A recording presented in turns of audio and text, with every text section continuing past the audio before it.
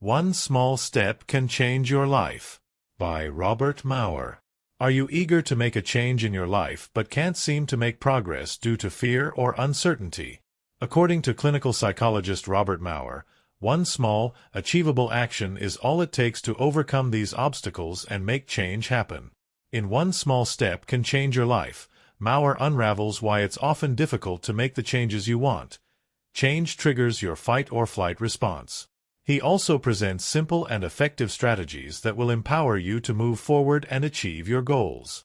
Robert Maurer is the Director of Behavioral Sciences for the Family Practice Residency Program in Spokane, Washington, and a faculty member of the UCLA School of Medicine and the University of Washington School of Medicine. He has authored several influential books, including Mastering Fear and the Spirit of Kaizen. His work as a corporate consultant introduced him to Kaizen, a Japanese philosophy that advocates continuous improvement through small, consistent steps. Inspired by the effectiveness and simplicity of this approach, Maurer has since helped many organizations, including Walt Disney, the Make-A-Wish Foundation, and the U.S. Navy, to leverage Kaizen for progressive improvement. This guide walks you through Maurer's insights into the Kaizen technique. You'll come away knowing how to transform seemingly daunting goals into enjoyable and attainable ones. We'll explore Maurer's ideas in two parts.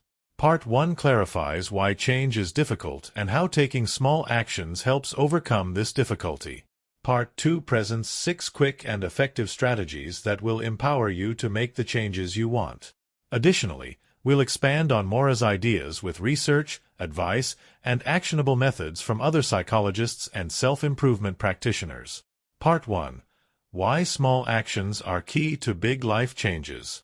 To understand why small actions are key to implementing change, we'll first explain how your fight-or-flight response makes change difficult.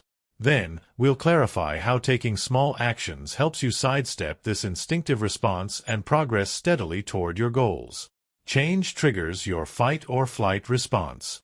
According to Maurer, change is often difficult to implement because it triggers your fight-or-flight response, a vestige of evolution. To ensure survival, your ancestors had to constantly stay alert to danger so that they could react swiftly to threats in their environment. Hundreds of years later, though the environment is now less threatening, your instinct to avoid danger hasn't evolved. However, instead of protecting you from threats to your survival, this instinct now sets off alarm bells whenever you attempt to depart from your habitual, safe routine.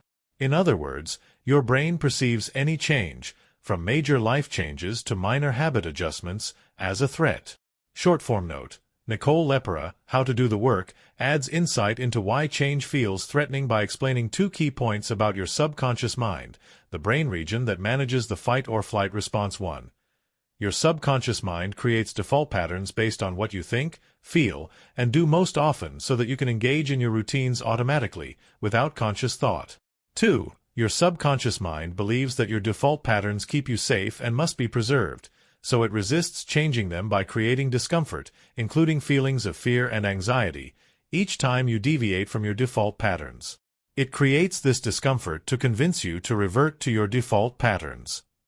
Maurer explains that this involuntary response hinders change in 2 ways. First, in fight-or-flight mode, your brain prioritizes instinctual survival responses, fight, flight, or freeze, to guide you towards safety. This process shuts down the parts of your brain responsible for conscious thought and problem-solving, which impedes your ability to think clearly, plan effectively, and make the rational decisions necessary for implementing change. For example, when considering a career change, you might find yourself frozen by indecision rather than being able to logically weigh the pros and cons. The emotional and rational brain systems. Bessel van der Kolk, The Body Keeps the Score, further explains that your brain comprises several separate systems, each responsible for different aspects of bodily function, emotion, and consciousness. Your brain's emotional systems are quicker to respond to potential threats than your rational system because in a true survival situation, quick emotion-driven responses, such as fearfully jumping away from a predator, keep you alive, whereas stopping to think rationally might get you killed. However, it only takes a few milliseconds for your rational system to catch up and help you determine whether the threat is real. This implies that you can consciously respond to change once your rational system has had a chance to process the situation. The fight or flight response also induces fear. The larger the change and the more it matters to you, the stronger the fear you feel. This fear can be deeply uncomfortable, leading you to resist change and default to familiar routines that sabotage your efforts. For example, you may want to adopt a healthier lifestyle, but find yourself reaching for junk food and skipping the gym to avoid the discomfort that comes from stepping out of your comfort zone. Short-form note: psychologist Prescott Leckey's self-consistency theory sheds light on why larger changes induce more fear. He argues that your subconscious mind is programmed to protect your beliefs about yourself and to align your behaviors with these beliefs. This means that your behaviors always reflect your self-beliefs and that your subconscious mind resists adopting behaviors that contradict these beliefs. It follows that the bigger the change you attempt to make to your behaviors, and therefore to your beliefs, the more threatened your subconscious mind feels, and the more psychological discomfort, fear, it creates to resist this change. Small actions bypass your fight or flight response. Does your inevitable fight or flight response to change mean that you're forever bound to suffer from cognitive resistance and fear when attempting change? Fortunately, this doesn't have to be the case. Maurer suggests a way to bypass your fight or flight response and embrace change with confidence and ease. Take very small, incremental actions toward your goals. Taking small, easy actions enables you to sneak past your internal alarm system, preventing your fight or flight response from kicking in.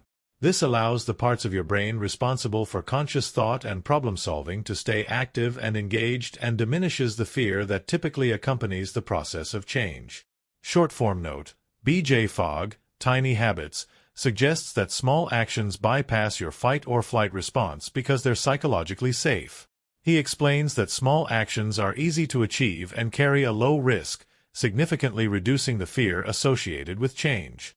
Additionally, their minuscule nature means you can keep your efforts private, enabling you to change your behaviors without worrying about external judgments or expectations.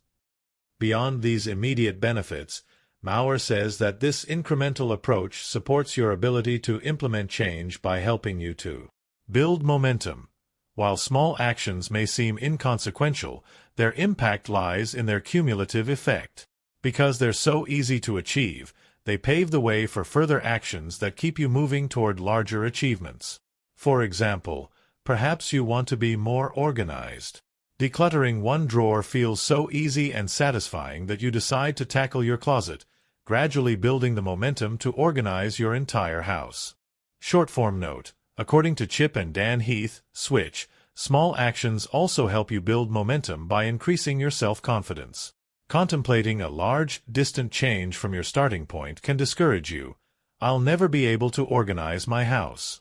It's such a mess. On the other hand, small, frequent actions ensure that you're only looking at the next step instead of impossibly far ahead. Each time you accomplish a small action, you become more confident you'll take the next one.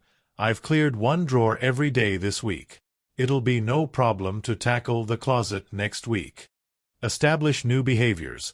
With each small action, you gently reduce your resistance to new ways of thinking and behaving. Over time, these new thoughts and behaviors become second nature, replacing old patterns with minimal friction. For example, let's say you want to cut out unhealthy beverages. Introducing one glass of water into your morning routine soon feels so natural and beneficial that you automatically start choosing water over sugary drinks throughout the day. Maurer argues that these benefits lead to a profound shift in how you experience change. What once felt daunting to you becomes enjoyable and achievable, and you feel empowered to progress toward your goals. Short-form note: in Atomic Habits, James Clear uses the concept of identity to clarify how regularly taking small actions helps establish new behaviors. He notes that your actions reinforce your identity and vice versa. So, the more you act in a certain way, the more you start to believe that's who you are. For example, if you act as if you already live a healthy lifestyle, by opting for water over soda, your actions will make you naturally start feeling like a healthy person. This identity will motivate you to make nutritious choices throughout your day because you're a healthy person and that's what healthy people do. Part 2. How to take small actions to change your life. Now that we've covered why small actions are key to implementing change, let's explore how to apply them to your goals. Maurer recommends 6 strategies.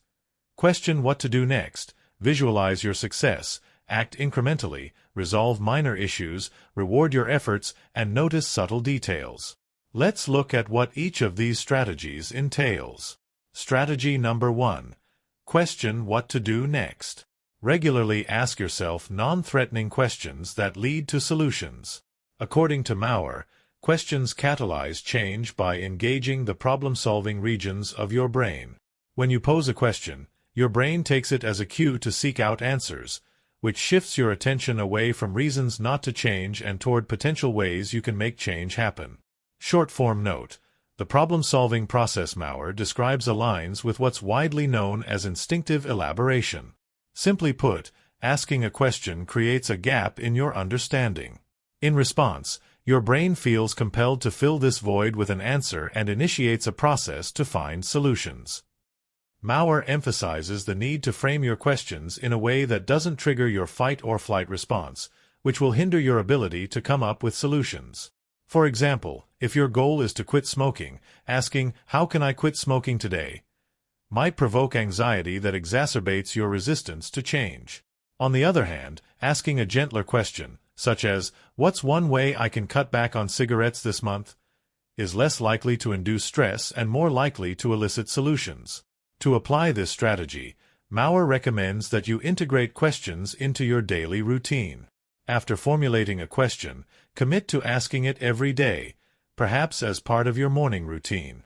This daily practice is crucial for 3 reasons. Your brain associates frequency with importance.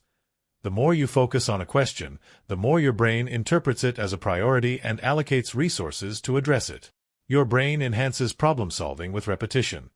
Repeatedly focusing on the same question encourages your brain to explore the issue from different angles and in greater depth, which can lead to more insightful and well-developed solutions. Your brain adapts through repetition. Over time, this ongoing practice reshapes how you think about change in general, fostering a mindset that automatically looks for ways to implement changes in other areas of your life. How your brain adapts through repetition. Neuroscience research offers insight into how regularly asking questions increases your chances of coming up with solutions.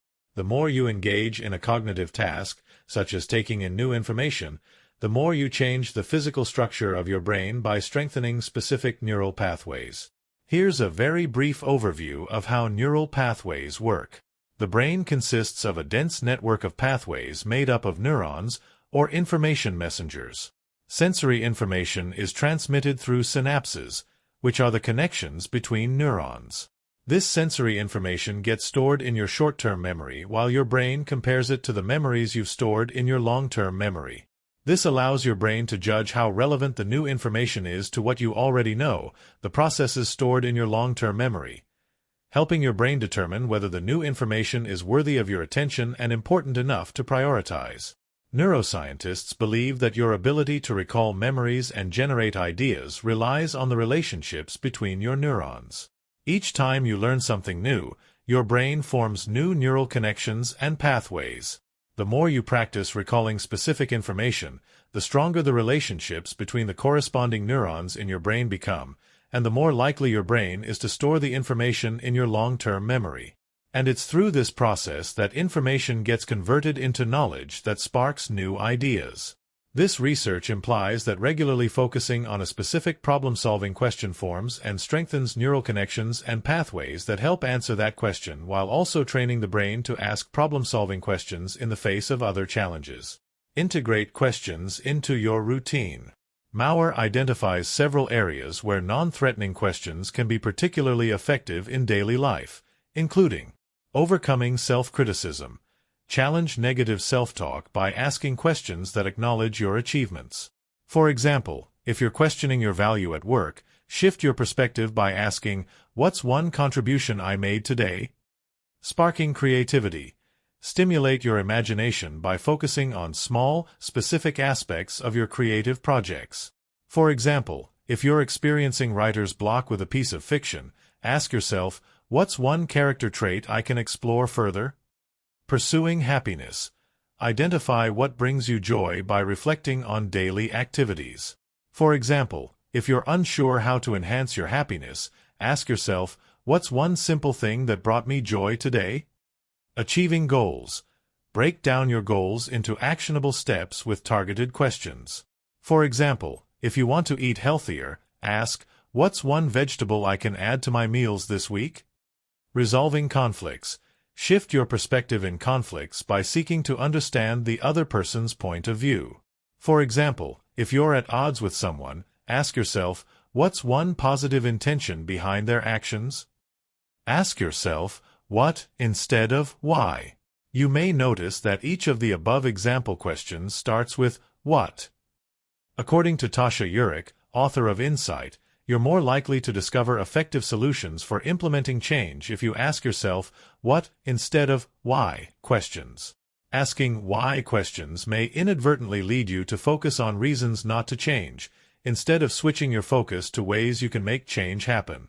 For example, asking why you feel self-critical or why you're creatively blocked will elicit responses that justify your present situation. For instance, you don't feel like you're good enough or you can't come up with creative ideas. Such responses don't provide opportunities to move forward. On the other hand, asking what questions allows you to take a step back from your reasons not to change and focus objectively on solutions that will serve you. For example, changing why do I feel so self-critical to what's one thing I can do today to feel better about myself provides concrete ideas you can act on to improve your situation. We can also infer that by encouraging actionable solutions instead of self-criticism and stress, this strategy may avoid triggering the fight-or-flight response that Maurer describes. Questions for personal growth. Several self-help authors recognize the utility of asking yourself questions to enhance personal development. Let's explore their recommendations for each life area that Maurer discusses. Overcoming self-criticism. Brené Brown, The Gifts of Imperfection, suggests that asking questions that reveal your subconscious expectations of yourself can help address self-critical thoughts. For example, what are the messages and expectations that define worthiness for me? Sparking creativity. According to Elizabeth Gilbert, Big Magic, questions that encourage you to explore your innate interests can help overcome creative blocks. For example, what fascination is currently pulling at me? Pursuing happiness. Gretchen Rubin, The Happiness Project, recommends inquiring about what genuinely brings you joy. For example, do I look forward to doing this activity? Does it make me feel energized or drained? Achieving goals. Tim Ferriss, The 4-Hour Workweek, proposes asking solution-oriented questions that mitigate fears related to achieving your goals. For example, if the worst possible thing happened, how would I fix it? Resolving conflicts. Jack Canfield, The Success Principles, emphasizes asking questions that enhance empathy to overcome differences of opinion. For example, what's one human need this person is trying to fulfill? Strategy number 2. Visualize your success. Asking non-threatening questions will generate ideas for implementing change. But what if you're hesitant to act on these ideas? Maurer suggests that you mentally prepare yourself to move forward by visualizing the steps you want to take. He explains that visualization is a form of mental rehearsal, readying your mind to adopt new skills and behaviors. It works because your brain can't distinguish between real and vividly imagined experiences, which means it processes visualizations as if they're actual experiences. This technique is particularly useful for developing new skills because each visualization session encourages your brain to practice and refine the skills you're imagining, much like physical practice. For example, visualizing yourself playing the piano can enhance your dexterity as effectively as if you were sitting at the keyboard for a lesson. And Maurer says, with regular repetition, the actions you envision feel more familiar and natural, which makes it easier to perform them in the real world. Short-form note. Research supports the effectiveness of this strategy. Visualization mentally prepares you to take action by activating the same parts of your brain that actually doing the activity would. For example, thinking about your body moving in some way, like raising your hand or taking a step forward, activates your motor cortex, the part of your brain that directs such movements. Imagining a movement primes your body to do it with greater control and coordination. Additionally, the research suggests that visualization makes it easier to take action because it improves motivation, raises confidence, and reduces anxiety. Integrate visualization into your routine. Maurer suggests that the key to effective visualization is repetition and gradual progression. He recommends the following process for integrating visualization into your routine. Select a task that you feel nervous about and allocate a few seconds each day to visualization. During each session, close your eyes and imagine yourself performing the task.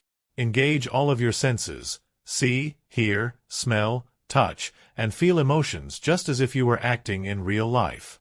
Imagine positive outcomes, such as successfully completing the task or receiving a favorable response from others. As you grow more comfortable, gradually increase the duration of your sessions. Then, start to weave in challenges, such as potential obstacles or worst-case scenarios, and visualize yourself managing them effectively. Positive visualization can hinder your progress. Some psychologists suggest that you're more likely to benefit from visualization by imagining yourself overcoming obstacles, step 4, than imagining positive outcomes, step 3. During experiments testing the effects of visualization, researchers noted that when subjects used positive visualization techniques, their motivation to achieve their goal decreased, making them more likely to abandon their project. In contrast, subjects who either visualized negative things or thought about the possibility that they might not achieve their goal had higher energy levels and accomplished more. The researchers speculate that this is because visualizing a positive outcome has a relaxing effect on the body. However, if your goal is to accomplish something that requires energy and action, such relaxation techniques can be counterproductive. It's better to prepare yourself mentally for the challenges you face so that your mind gathers the strength and stamina you'll need to face those challenges. Strategy number 3. Act incrementally.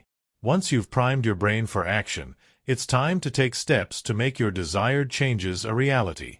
Maurer says that the best way to move forward is to take actions that are so minute and effortless that they seem too trivial to count as progress. As previously explained, though small actions may seem trivial, they lead to significant progress because they're easy to achieve and build upon one another. Beginning with one tiny action paves the way for larger subsequent actions. This incremental approach breaks down a daunting task into a series of manageable steps, creating momentum that ultimately leads to the change you're seeking. Short-form note: Maurer emphasizes how small actions compound to help achieve a specific goal. For example, over time, taking a daily 2-minute walk naturally evolves into taking a daily 20-minute walk. Taking this idea a step further, Charles Duhigg, The Power of Habit, suggests that adopting a single positive habit can trigger a chain reaction that inspires a life-enhancing cycle of change. This is because focusing intently on one habit increases the likelihood of positive results, which motivates you to improve all your habits. For instance, committing to a 2-minute walk every day, and finding you enjoy how it makes you feel, might motivate you to get more sleep and adopt a healthy breakfast routine. Integrate actions into your daily routine. Maurer suggests that asking non-threatening questions, strategy number 1, uncovers specific actions you can take to facilitate the changes you want. To illustrate how small these actions should be, let's look at examples of initial actions you might take. Overcoming self-criticism. After asking yourself, "What's one contribution I made at work today?" you realize that you contributed valuable insights during a team meeting. You write down this contribution on a sticky note so you can see and remember it later. Sparking creativity. Guided by the question, "What's one character trait I can explore further in my fiction writing?" you discover an underdeveloped aspect of your character's Irish heritage. You open up a playlist of traditional Irish ballads for inspiration. Pursuing happiness. Reflecting on the question, "What's one simple thing that brought me joy today?" helps you remember how much you enjoyed a quiet cup of coffee in the morning. You set your alarm for 5 minutes earlier so that you can savor your coffee in peace. Achieving goals. Upon considering, "What's one vegetable I can add to my meals this week?"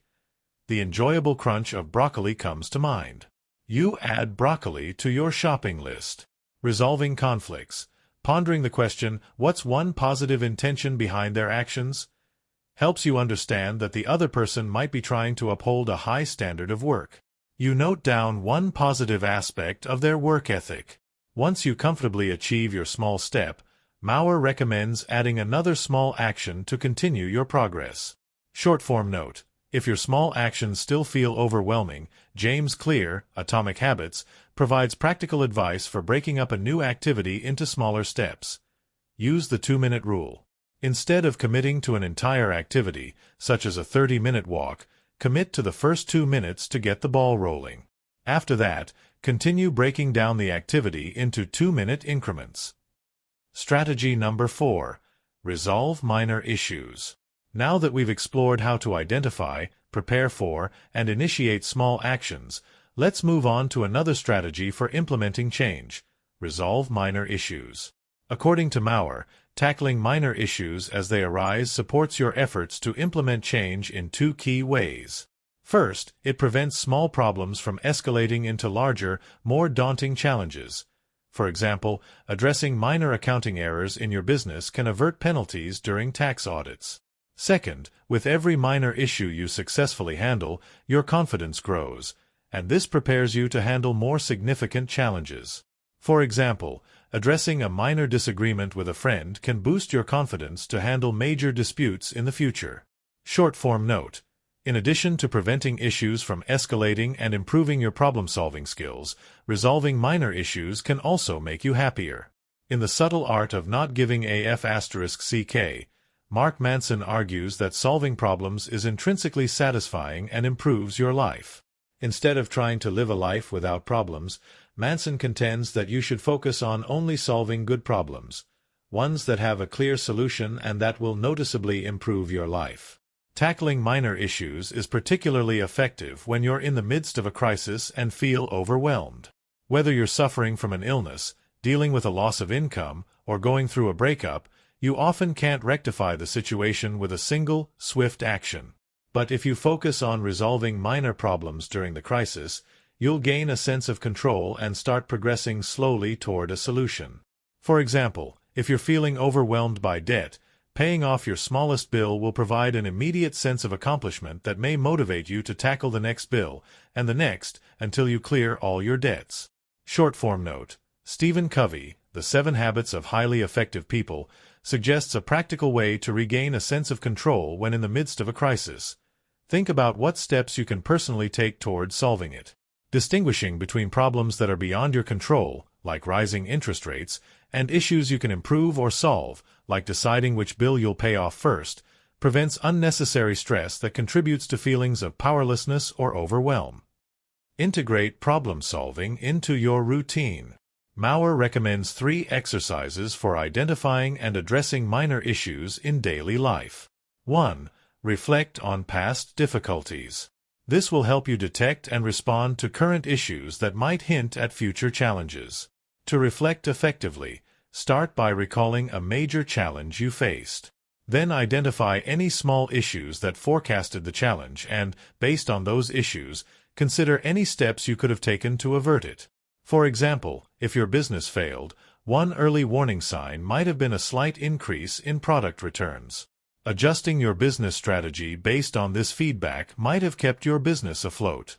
Short-form note: if you feel tempted to criticize yourself at any point during this step, remember that the goal isn't to berate yourself for failing to address certain issues, but to increase your awareness of current issues that you can solve. Annie Duke, Thinking in Bets, suggests that you're more likely to fall into the trap of self-recrimination when you're under the influence of hindsight bias. This occurs when you know the outcome of a decision, and you're prone to thinking it was obvious and that you should have predicted it. Remember that at the time, the outcome wasn't clear. It's only with hindsight that the outcome became clear. 2. Identify minor mistakes. This will help you address your mistakes, which, in turn, will prevent larger problems from developing. To identify mistakes, think about a recent misstep you made. Consider whether this error indicates a broader problem or has the potential to become a larger issue if left unchecked. For example, perhaps you missed a work deadline, which might indicate bigger issues such as poor time management skills or procrastination habits. Use the 5 whys to get to the root of a mistake. In Principles, Life and Work, Ray Dalio suggests a way to assess whether a mistake indicates a deeper problem. Use the 5 whys technique to identify its root cause. This process involves progressively uncovering why each of the events that ultimately led to the mistake occurred. To use this technique, ask yourself why you made the mistake. Then, ask yourself why your answer occurred, and repeat the process 3 more times. For example, let's say your minor mistake was missing a work deadline. First, ask why you missed the deadline. Maybe it was because you underestimated the time needed for the project. Second, ask why you underestimated the time. It might have been because you didn't anticipate complications in the project. Third, ask why you didn't anticipate the complications. You might find it's because you didn't thoroughly assess the project requirements. Fourth, ask why you didn't assess the requirements. It may be because you were overwhelmed with other tasks. Fifth, ask why you were overwhelmed. You might conclude that it was because you didn't update your supervisor about your current workload. Ultimately, the root cause of your mistake was that you didn't effectively communicate your workload to your supervisor, resulting in you taking on more work than you could handle.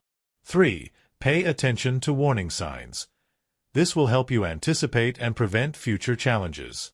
To do this, think of a small annoyance or concern. Consider if it's an early indicator of a larger problem that you might be able to avoid. For example, during a first date, your partner might continuously interrupt you, indicating a lack of respect.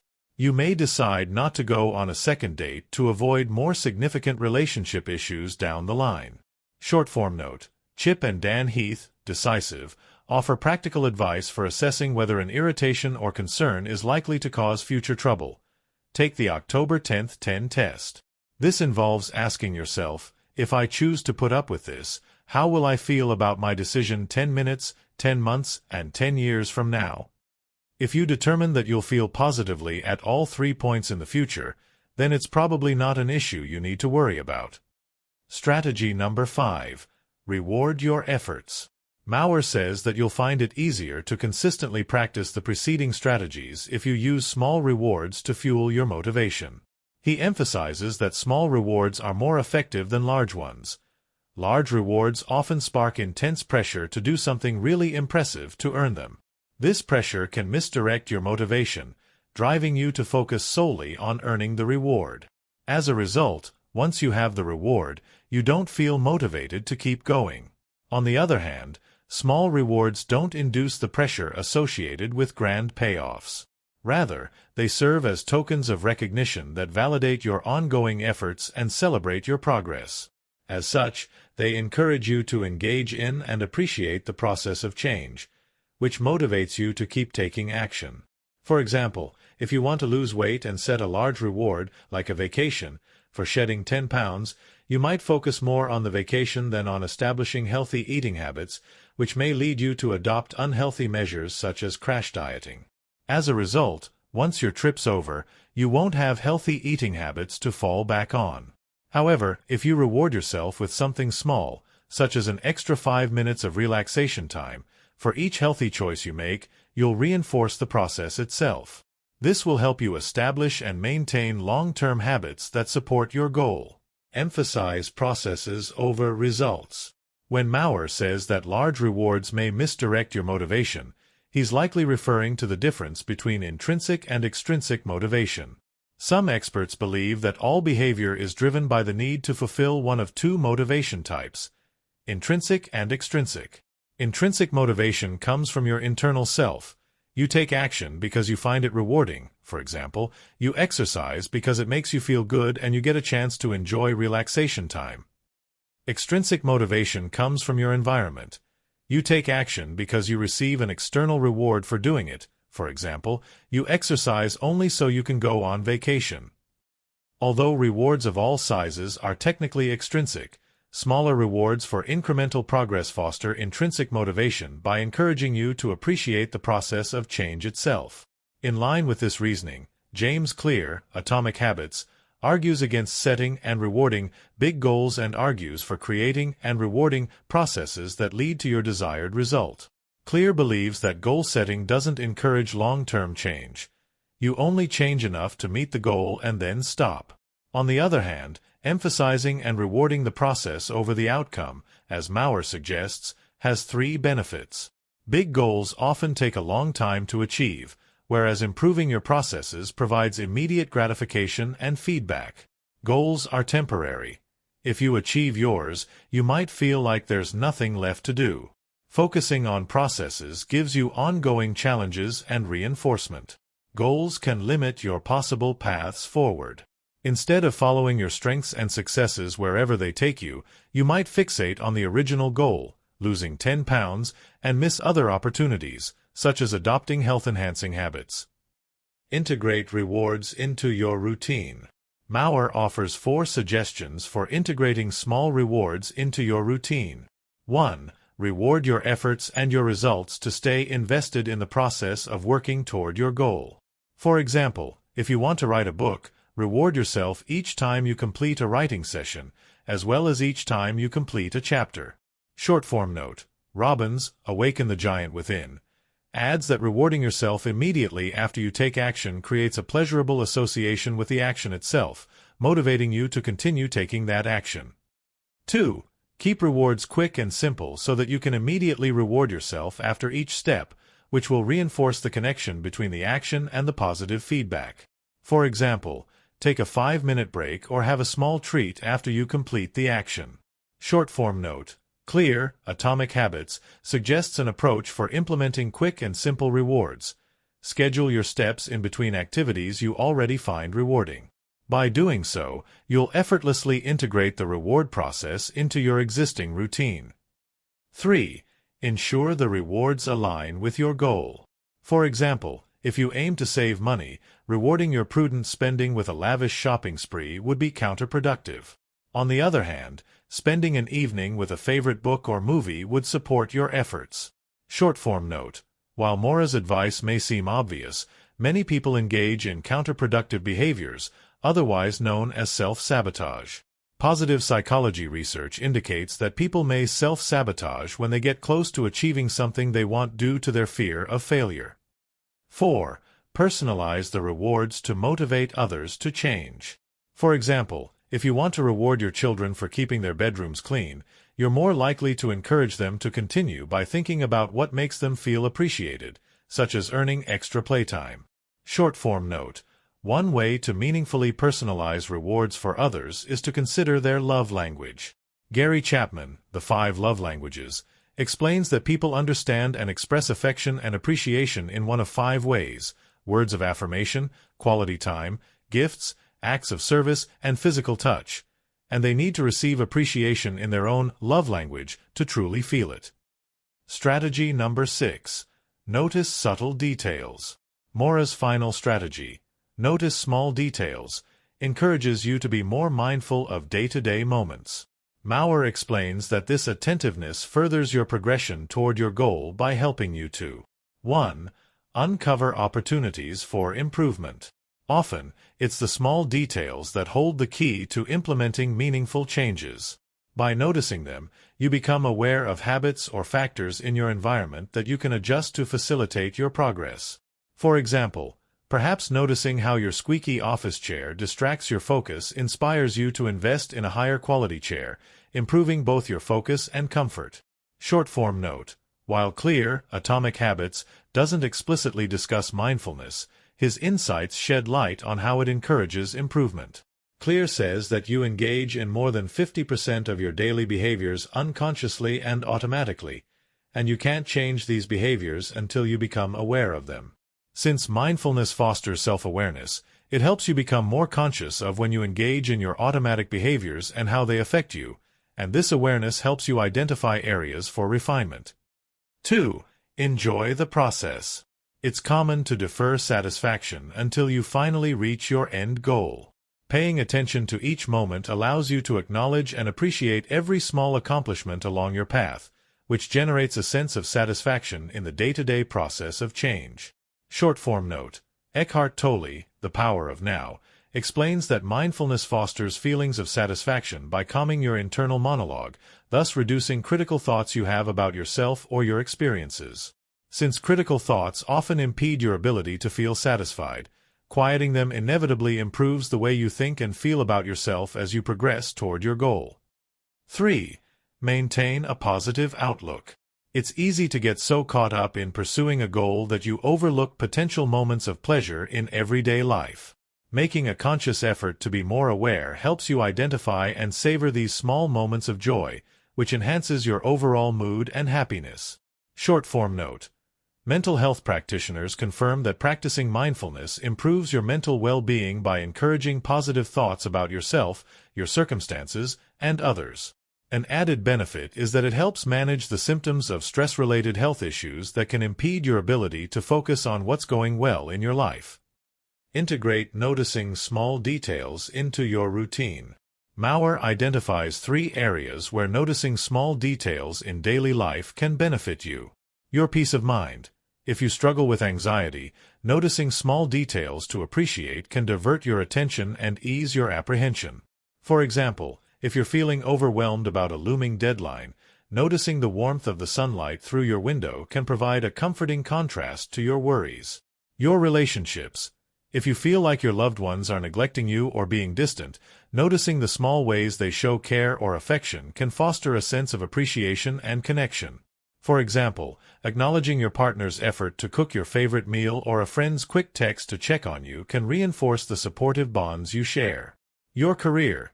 If you're aiming to improve professionally or creatively, noticing small details can help you fine-tune nuances that enhance the quality of your work. For example, paying attention to subtle reactions from your clients can lead to crucial insights about their preferences. Short-form note. While Maurer identifies areas where being more attentive can benefit you, he doesn't explain how to improve your attention to detail. Experts suggest you can train yourself to focus on small details by practicing 3 methods. 1. Engage in puzzles and memory games. These exercises fine-tune your observational skills by training your brain to recognize and remember intricate details. 2. Focus exclusively on one task at a time. This enables your brain to fully engage and absorb details without getting overwhelmed or distracted by multitasking. 3. Adopta slower pace. This refines your attentiveness by giving your brain the necessary time to scrutinize and internalize small details.